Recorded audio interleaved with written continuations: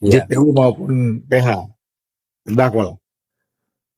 Jadi sebetulnya Mr. J gini, dari awal pun sudah mengajukan banding kan, jaksa juga nggak puas, dan itu normatif. Nah, yang saya, walaupun ini asumsi Mr. J, walaupun asumsi, bahwa walaupun tidak masuk dalam substansi, sikap perilakunya CNN. Nah, kembali tadi saya pakai bahasa tadi jangan-jangan. Jangan-jangan ya. Ya kan? Sekarang saya bilang, ini jadi pelajaran buat yang nonton juga. Kalau ada saudara teman yang sudah menjadi terdakwa di persidangan, udah deh, jangan coba-cobalah berlawan-melawan lah. 1-2 kali masih katakanlah wajar.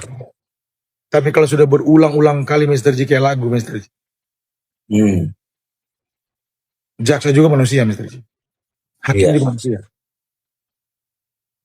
Mereka bukan robot. Bukan saya mau ada tendensius ya, tidak. 1-2 kali wajar, 3 kali. Ke-4-5 kali tepuk pundaknya terdakwanya. Sekarang mungkin kita lihat. Kalau mau dipikir Mr. Oke, kalau waktu banding kan oke, jaksa banding. Kita anggap itu apa namanya normatif lah. Tapi ketika teruji di PT terkait juris fakti ya. Juris fakti yang diuji kan. Kewenangan majelis hakim kan di PT.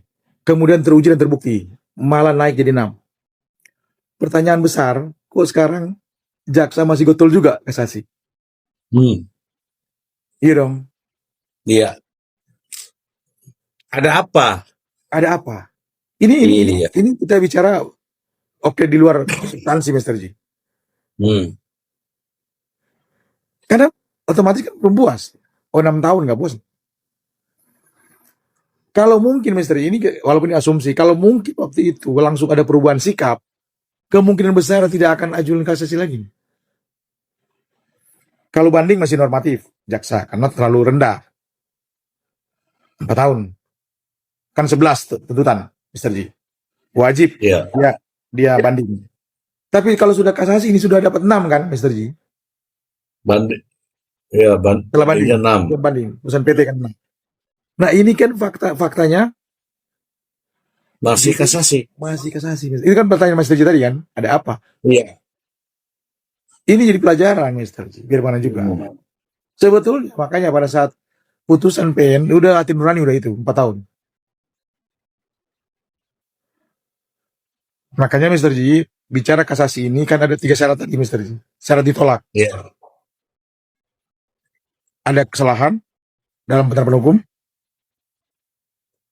melampaui wewenang, dan kelalaian. Sederhana cuma 3 ini Mr. J.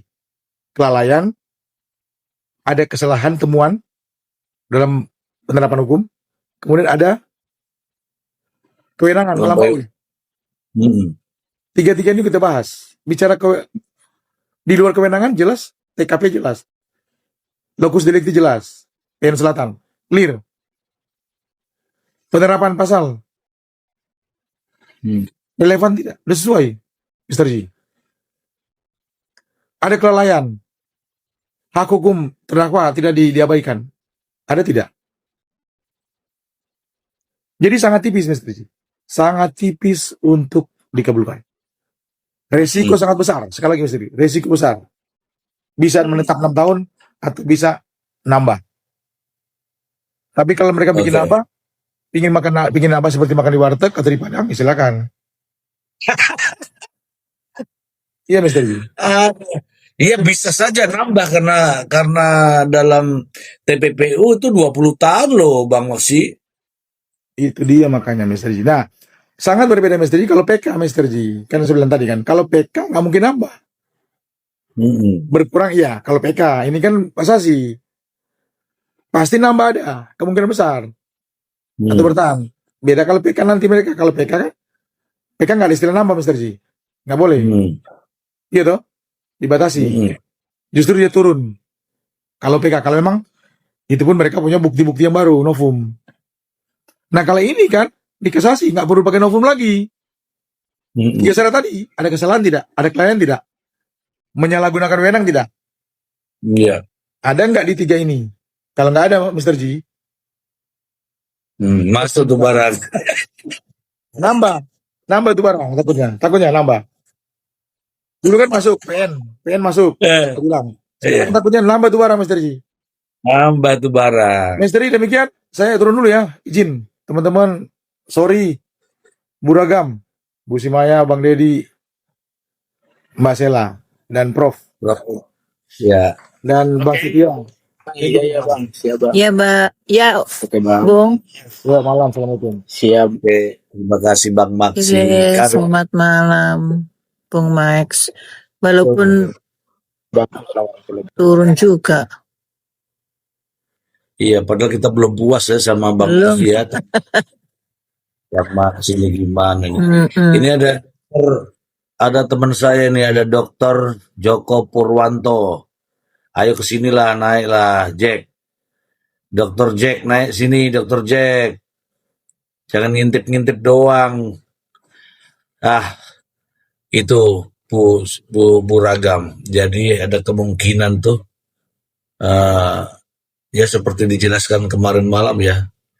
Nampaknya jaksa masih belum puas dengan hanya 6 tahun. Bu Ragam. Jaksanya belum puas. Kalau kata si Bang Maksi, dia ingat, ini si jaksa ingat waktu dikata-katain, waktu dimenye-menye, waktu ditunjuk-tunjuk, begitu Bu Ragam. Tapi gini host, aku mau tanya gini, apakah untuk kasusnya NM aja ini jaksa seperti apa ya? Apa namanya nih? Seperti mohon maaf bawa baper ya?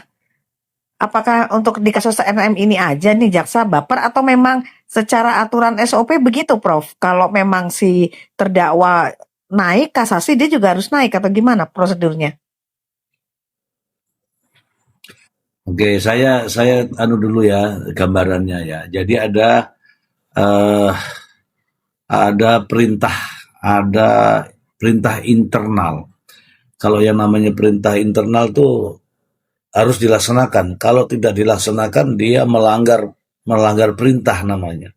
Apa itu? Begini, ketika vonis hakim dirasa masih kurang, hitungannya adalah 2/3, maka diwajibkan bagi jaksa untuk mengajukan upaya hukum. Jadi ada aturan internal. Aturan internal itu dalam pelaksanaannya ya, mohon maaf di semuanya teman-teman semua pasti tahu. Dalam aturan internal itu dalam pelaksanaannya itu lebih ngeri daripada undang-undang itu sendiri. Salah satu contoh, ada undang-undang kehakiman, ada undang-undang KUHP, ada KUHAP. Tetapi internal itu lebih dipatuhi oleh mereka para penegak hukum. Contoh, Perma. Perma itu peraturan internal, tapi dia lebih dipatuhi oleh para penegak hukum, terutama para hakim. Begitu Buragam, jadi ada aturan internal. Mungkin peraturan Kejaksaan Agung mungkin. Begitu. Oh gitu host ya. Jadi itu memang ada aturan internal. Aku pikir karena baper terus dihadepin terus gitu loh. Dia kasasi ya kasasi gitu. Oh ternyata enggak memang lah. aturan internal ya, bukan karena baper atau dia masih ada apa ya. Istilahnya ini kan kasus mumpung lagi rame, lagi viral gitu ya. Enggak ya, kalau saya baper enggak lah, karena jaksa itu juga bukan hanya nangani kasus ini saja. Kalau hanya nangani kasus ini ya mungkin ya kan apa namanya, jaksa itu kan kasusnya banyak, jadi tidak hanya memperhatikan Nikita Mirjani aja. Iya, Jadi ini host. Sorry host, ini sekaligus memberi penjelasan kepada para pendukungnya. Tidak ada baper di sini karena itu memang prosedural internal gitu loh. enggak, yang baper saya. Nggak ada istilah baper. Hakim pun demikian. Jadi kalau hakim masa ada kasus diingat-ingat terus enggak lah. Itu dinamika dalam tugas di kejaksaan ya seperti itu, resikonya juga banyak. Saya kira mereka mengikuti aturan internalnya, karena aku nggak tahu ya secara ini, kalau di kepolisian itu ada perkap, ada perpol, ada per ini, per itu justru yang dilaksanakan. Kalau undang-undang mah umum semua itu, tapi yang per itu yang wajib dilakukan, karena kalau tidak melakukan itu fatal buat kita, begitu. Saya kira tidak baper lah, tidak baper. Jadi teman-teman semua ya, tidak ada istilah baper di kejaksaan. Bukan membela kejaksaan ya, karena kejaksaan itu menangani kasus bermacam-macam, bukan hanya sosok Nikita Mirzani aja. Begitu Bu Ragam. Oke, host, thank you, lanjut. Mungkin Prof. Imran bisa nambahin, Prof. Silakan, Prof.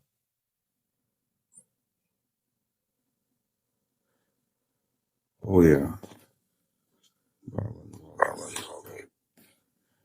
Jadi gini, enggak, saya lagi lihat ini, apa namanya,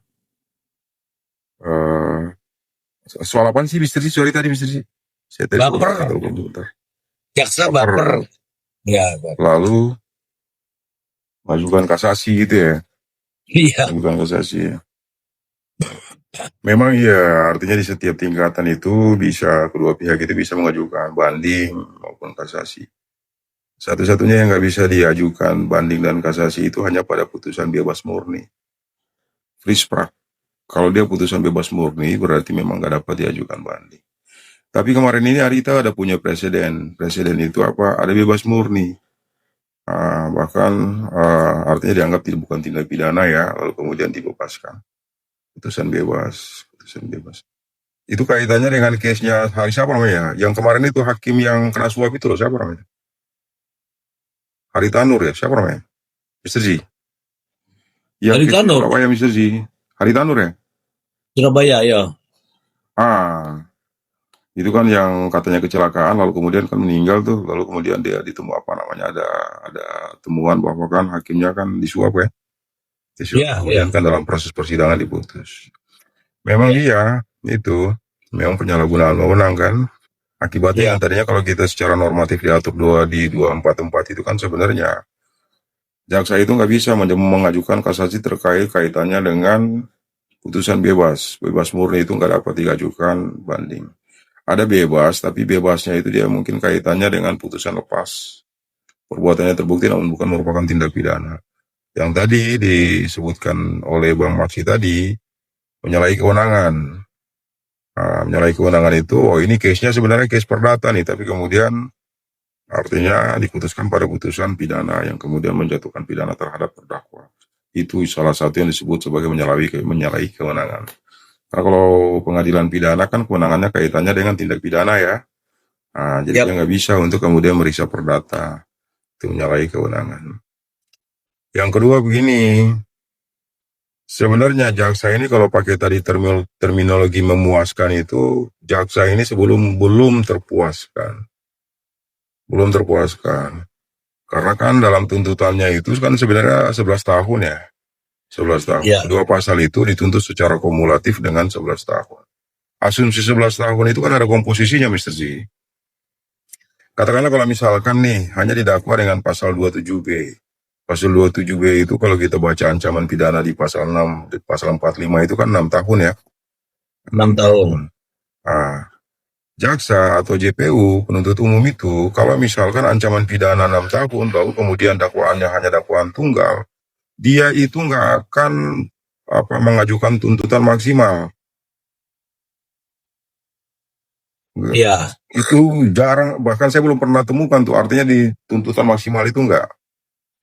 Kalau ancaman pidananya 6 tahun, paling dituntut sama dia 5 atau 4 tahun. Konsekuensinya hakim akan memutus paling sekitar 3 atau 4 tahun. 3 atau 4 tahun. Paling banyak 3 tahun lah pada umumnya. Rata-rata. Pada umumnya begitu. Biasanya kalau dia tuh dituntut begitu berarti. Artinya berarti kalau kita perbandingkan nih, kedua pasal itu tuh, pasal 27B itu 6 tahun, lalu kemudian pasal 3 itu 20 tahun. kalau coba kita bikin presentasi di antara dua pasal itu, dua pasal itu berarti begini, pasal pasal pasal 27B itu sendiri sebenarnya sepertinya itu komposisinya itu 4 tahun, 4 tahun. Ah, Iya. 4 tahun ya, artinya ya gitu ya, atau 3 tahun lah. Lalu kemudian pasal 3 kan 20 tahun. 20 tahun itu sebenarnya diperkecil sama JPU ini menjadi 7 sampai 8 tahun. Jadi kemudian memenuhi 11 tahun tadi. Jadi kalau kita Iya. bikin dalam bentuk bentuk kumulasinya ya, berarti kan 11 tahun. 11 tahun. Makanya ketika putusan ini kemudian pada putusan PT itu dijatuhi pidana 6 tahun, berarti kan nggak relate. Nggak cocok ya, nggak cocok. Karena kenapa Mr. Z? Sebelum kasasi kan kita udah sampaikan sebelumnya Mr. Z, kita diskusi di sini ya. Yap. Nah, JPU harus mengajukan kasasi dengan asumsi normatifnya itu menggunakan pasal 65 tadi. 665 yang waktu itu kita bicarakan. Konkursus. Konkursus. Perbarengan tindak pidana itu yang terberat ditambah sepertiga.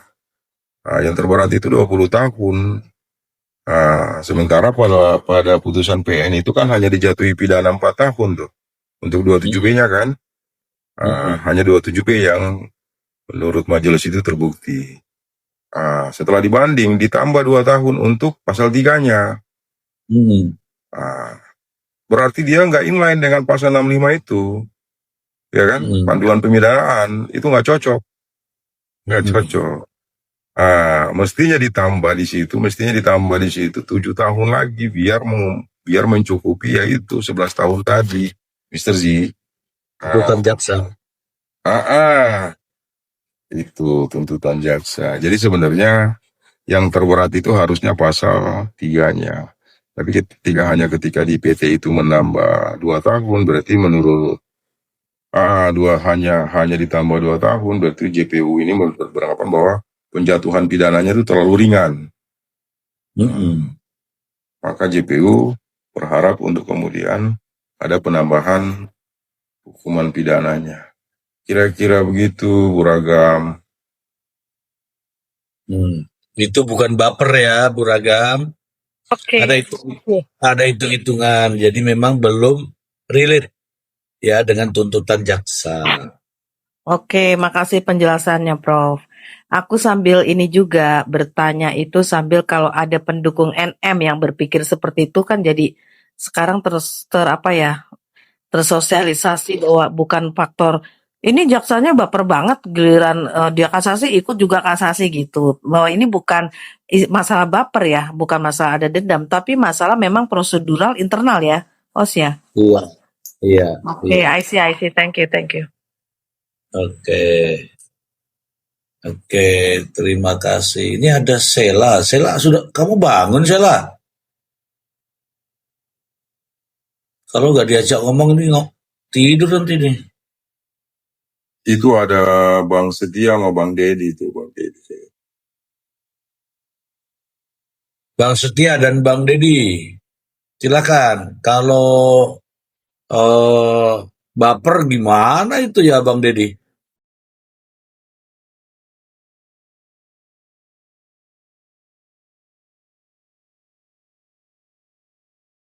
Jadi aku yang baper nih. Tapi Mr. G, saya itu yakin sekali kalau setelah putusan ini mereka akan mengajukan PK. Iya, Bro. Iya. Karena nggak ada konsekuensi hukumnya kan terhadap PK itu kan. Iya. Dia cuman memenuhi aja upaya hukum, Prof. Tanda tangan lagi. Ya itulah. Ada Tanda tangan lagi. Ini mau PK nih. Ayo tanda tangan lagi. Kontra. Gitu.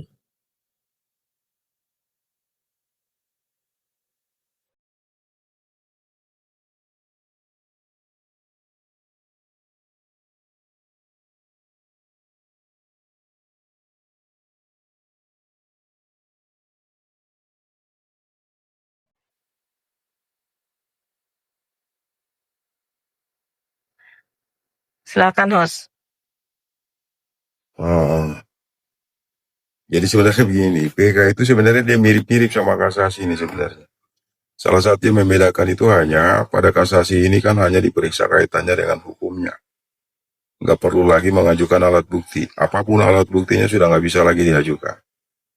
Nah, nggak bisa lagi diajukan. Sementara PK itu alat bukti. Nah, salah satunya itu syaratnya itu pertama alat bukti. Yang kedua itu adalah pertentangan putusan. Yang ketiga itu adalah kekhilafan hakim. Kekhilafan hakim. Jadi kira-kira ada 3 alasan di sana. Kalau alat bukti berarti dia bersifat novum ya. Novum itu adalah alat bukti yang sebelumnya sudah ada, tapi belum sempat diperiksa pada saat itu. Apa mungkin dia belum baru ditemukan kah ataukah apakah? Tapi yang jelas itu novum itu sebenarnya alat bukti itu belum pernah diperiksa.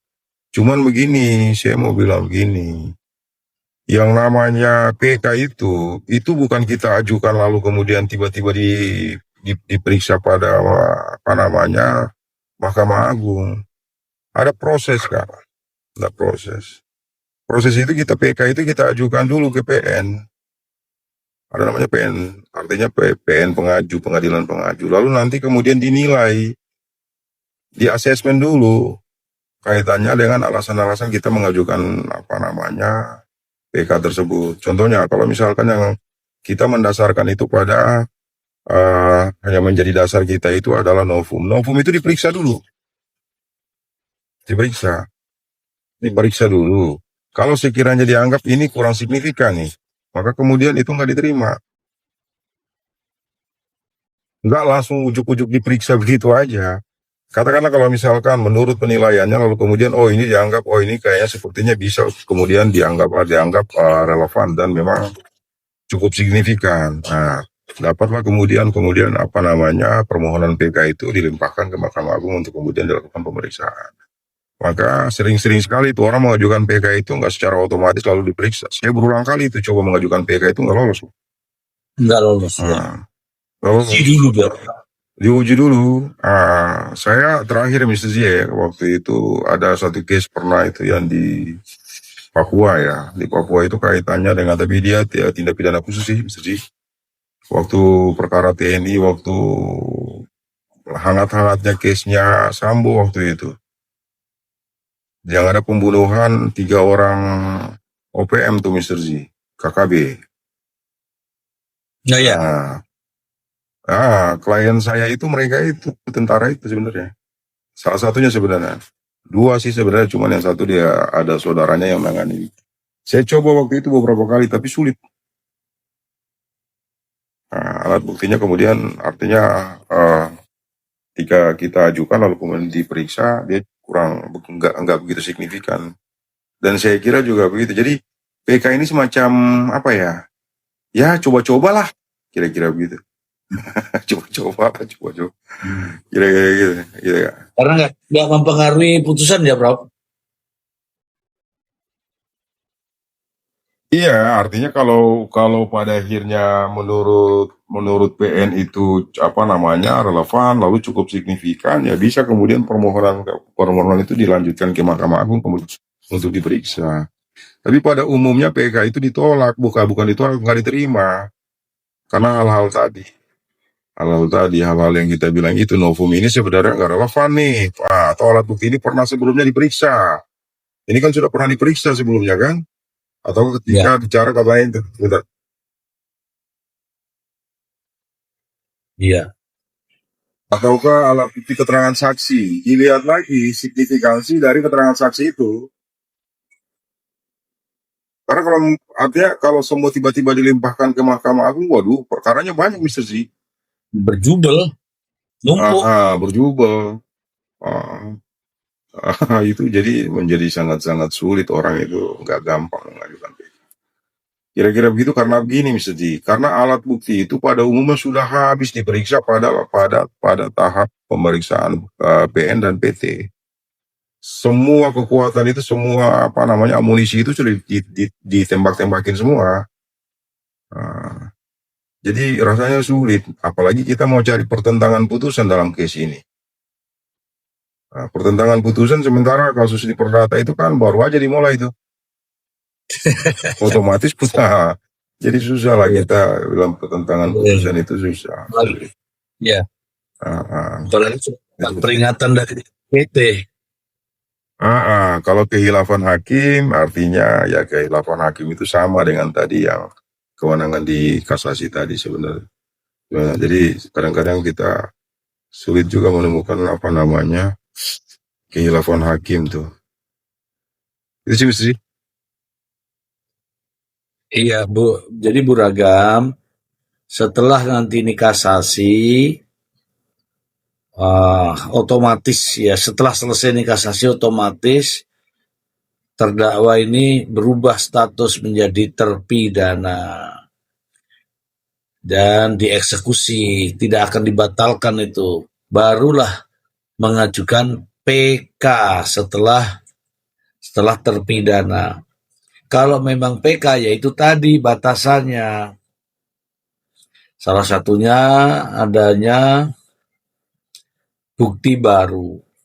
Nah, kira-kira bukti baru yang mana kalau yang relevan dengan kasus ini? Kalau satu-satunya bukti baru yang bisa dijadikan senjata untuk PK adalah adanya kesepakatan perjanjian kerjasama yang ditandatangani oleh Dr. Reza dan Nikita Miryani di hadapan notaris. Kalau itu ada ya mantul itu. Menang itu. Kalau nggak ada ya udah. Itu mah omon-omon aja itu. Begitu, Sweetie. Oke, thank you. Paham. Iya, iya. Ini kan bukan hanya untuk Sweetie aja, untuk yang lain. Makanya narasinya dipanjang-panjangin, ya nggak? Ya, gitu, host. Nah, iya. Kadang gini, host, kita di atas itu harus membahas kira-kira beberapa pertanyaan yang di bawah, sehingga mereka merasa terwakili gitu loh. Nah, betul. Kalau nggak begitu ya Komal Mr. Z nggak main. Hanya cerita aja di atas, cerita doang kan, jadi nggak main, ya nggak? Iya. Oh iya, ini saya mau pamer dulu teman-teman. Jadi Komal ini sudah ditonton sebanyak 3 juta orang teman-teman ya. Jadi nggak main-main ya teman-teman. Bagus tuh bang. 3. Ya, Berapa bang? nih 3 juta orang. Buset 3 juta orang. Oh banyak bagus. Tepuk tangan buat bapak saya nih. Ya, ini bukan apa namanya, bukan VT ya, bukan VT ya. Ini loh, ada lambang merah sama kuning itu artinya berkomal. Ini ada 3M di bawahnya itu. Oh, saya perbesar saya juga harus tunjukkan kepada teman-teman. Ini atas partisipasi teman-teman semua. Terima kasih banyak.